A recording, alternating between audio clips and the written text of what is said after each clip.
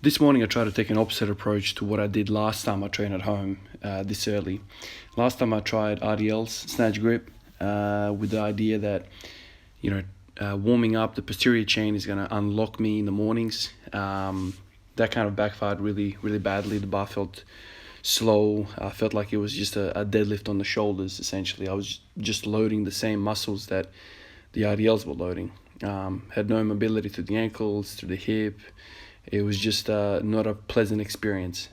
This morning, I've decided to do the opposite approach. So I decided to do leg extensions, which is essentially opposite to RDLs, right? RDLs is hamstrings, erectors, glutes, things of that nature, and this is just purely quads. Warmed up my knees, if you will, my quads fairly well. I did 5 sets of 50 with 10 kilos. Could have done 100 really. It was just to kind of get blood in there, unlock maybe some of that, sleep out of the knees. Then I went to squatting. Similar type of sensation.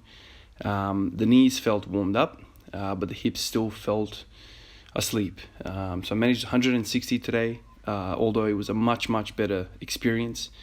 I didn't feel so, stiff and kind of locked up as bad as did last time. So it's a different freaking beast training this early in the morning altogether. I remember back in the day when I was, doing these all the time, 3, 4, 5 in a row. I kind of got used to squatting cold, used to squatting with this bar, these weights. I think in the last 3 weeks, I've kind of just gotten used to, the best kind of conditions I've had, which is, train middle of the day with food in the belly, all that stuff. This stuff seems to be still causing me trouble. So one of you guys actually recommended me to get a bit of a workout in before these early squats with a stationary bike. My stationary bike is in the house. I tried to jump on for like 2 seconds and it was making too much noise. I would have woken everyone up. So I've jumped off of that. I wanted to do that, but I didn't think about the noise. I never ride that thing anyway, so I thought it was more silent than it is.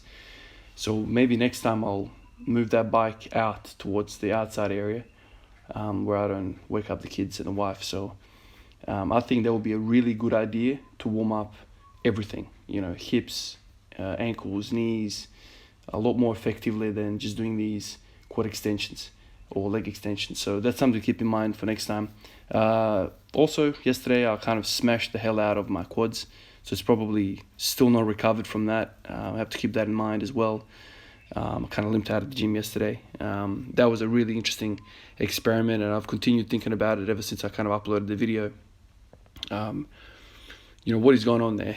Is it just purely activation of the right muscles, or is there something more going on? Definitely just putting the quads on the map for me yesterday changed the way it felt. I know some of you guys said that the first 180 felt smooth and quick. To me, it felt like I wasn't firing half of the muscles that I have.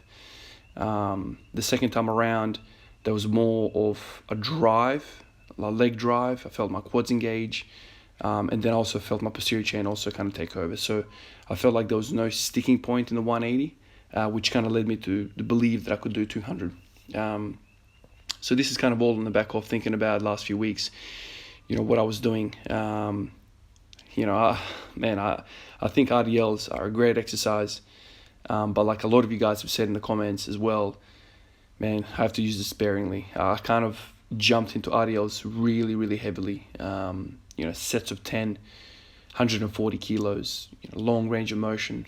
Even though it makes you feel good, the recovery curve for those things is just massive. It takes a very, very long time to recover from these type of things. So, a lot of you guys have actually agreed with me, which a few of you guys have said you prefer the deadlift over the squat in terms of recovery.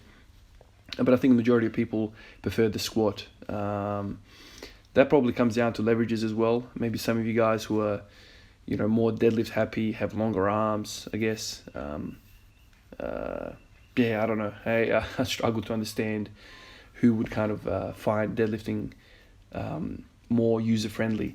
But for me, man, I can do freaking pig squat twice a week before I can kind of deadlift really heavy twice a week, or even once a week. So I guess lesson learned here. So I'm going to try and move forward, thinking about hitting the anterior chain more and more with more volume. These leg extensions, man, like even from previous times, I recover so quickly from them. I know last night, I finished working out, what was it? 12 o'clock or something, like 12:30. And this morning I've woken up at 4 o'clock in the morning. So it's not even a 24-hour period. It's like 16-hour period, whatever. Between sessions. So it's a very, very quick turnover. So basically these sessions are never going to be good. But I've kind of just learned that if I had 180 in my mind this morning and I put 180, I probably would have gotten it. But moving through these deep hip ranges of motion is a silly thing, I think. I'm thinking about all those times that I had hip pain. It's the top few sets that would cause the hip pain, not the first couple. So when your hips are kind of locked up and they don't have the range of motion that you require, and then you load them, that's asking for trouble. That's asking for trouble. In the last 2 weeks of training middle of the day with optimal conditions, I didn't have hip pain at all.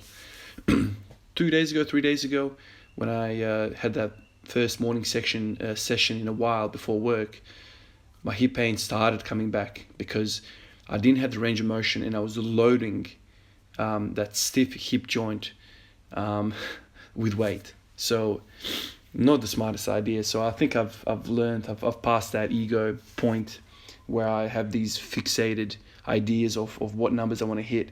I've completely kind of taken that to the side, and I just realized that auto-regulation is the king. Even though before I used to say auto-regulation, I used to kind of think, okay, auto-regulation, but with the minimal kind of weight in mind, and a kind of ideal maximum weight in mind, like a little threshold that I would want to kind of hit every day. Now I'm like, screw that. Literally, even if it's like 20 kilos it is. This is exactly what I'm going to do. And there's a lot of external factors. I've mentioned the moon to you guys. Some of you guys have actually corrected me and said it's got nothing to do with magnetism, like the fella said in the video. It's got everything to do with gravity. That's what changes the tides of the seas, of the ocean. So that's kind of cool hearing from some of you guys who've actually studied this thing, actually understand the science behind it.